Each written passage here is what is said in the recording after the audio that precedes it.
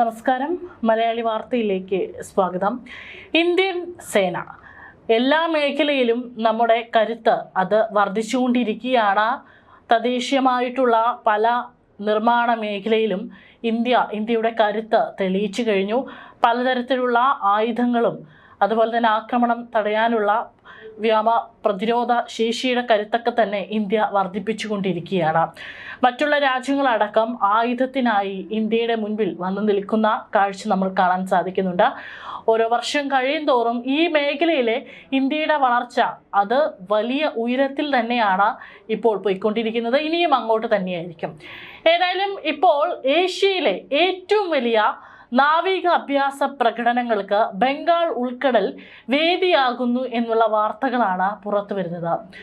അതായത് ഏകദേശം 72 രാജ്യങ്ങളിലെ നാവികസേനകൾ പങ്കെടുക്കുന്ന അന്താരാഷ്ട്ര ഫ്ലീറ്റ് റിവ്യൂ വിശാഖപട്ടണ തീരത്താണ് നടക്കുക.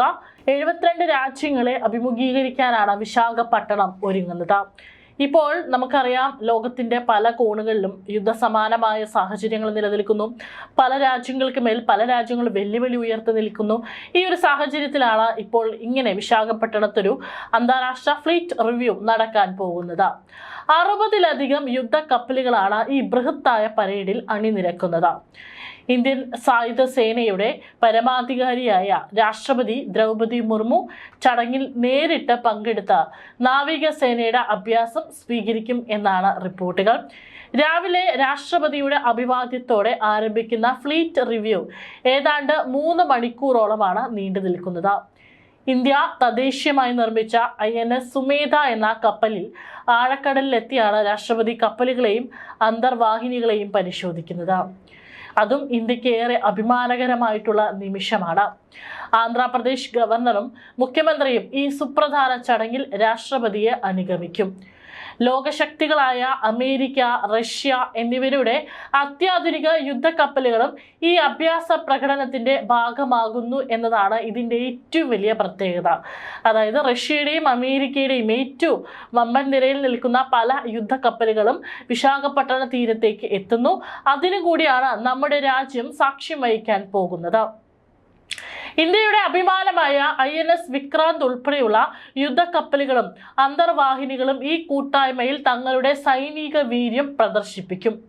വിവിധ രാജ്യങ്ങളുടെ യുദ്ധക്കപ്പലുകൾ ഇതിനോടകം തന്നെ ബംഗാൾ ഉൾക്കടലിൽ നങ്കൂരമിട്ട് കഴിഞ്ഞു. കപ്പലുകളുടെ പരേഡിന് പുറമെ നാവികസേന വിമാനങ്ങളുടെ ആകർഷകമായ ഫ്ലൈ പാസ്റ്റും അന്തർവാഹിനികളുടെ പ്രദർശനവും ചടങ്ങിന് മാറ്റുകൂട്ടും. വിവിധ രാജ്യങ്ങളിലെ നാവികസേനകളുടെ ഈ കൂട്ടായ്മ അവരുടെ സൈനിക വൈദഗ്ധ്യം ലോകത്തിന് മുന്നിൽ വിളിച്ചോതുന്ന വേദിയായി മാറും. ഇന്ത്യയുടെ സൗഹൃദ രാജ്യങ്ങളുടെ കപ്പലുകളും അന്തർവാഹിനികളും ഈ അന്താരാഷ്ട്ര പരേഡിൽ സജീവമായി പങ്കെടുക്കുന്നുണ്ട്. ഇപ്പോൾ നമ്മുടെ ഇന്ത്യൻ പ്രധാനമന്ത്രി അടക്കം പല രാജ്യങ്ങളിൽ പോകുന്നുണ്ട്. നമ്മുടെ രാജ്യത്തേക്ക് വിവിധ രാജ്യങ്ങളിൽ നിന്നുള്ള അവരുടെ ഭരണതലവന്മാരും രാജ്യത്തിൻ്റെ പ്രതിനിധികളും എത്തുന്നുണ്ട്.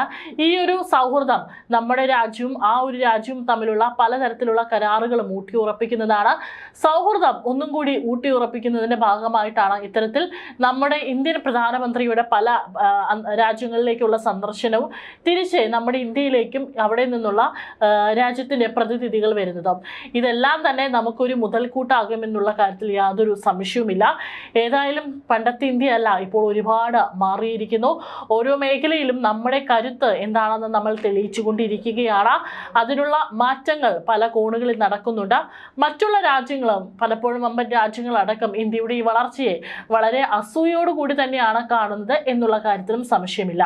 ഏതായാലും ഇപ്പോൾ നടക്കുന്ന ഈ നാവിക അഭ്യാസം ഏകദേശം 72 രാജ്യങ്ങളാണ് പങ്കെടുക്കുന്നത്. ഇതിൽ 60ഓളം രാജ്യങ്ങളുടെ പല മേഖലകളിൽ നിന്നുള്ള അവരുടെ ഏറ്റവും കരുത്തരായിട്ടുള്ള വ്യോമ അഭ്യാസ പ്രകടനങ്ങളും അവിടെ നടക്കുന്നുണ്ട് എന്നുള്ളതാണ് മറ്റൊരു കാര്യം. എല്ലാ കണ്ണുകളും ഇപ്പോൾ നമ്മുടെ ഈ ഒരു വിശാഖപട്ടണ തീരത്തേക്കാണ്. അവിടെയാണ് ഇത് നടക്കാൻ പോകുന്നത്.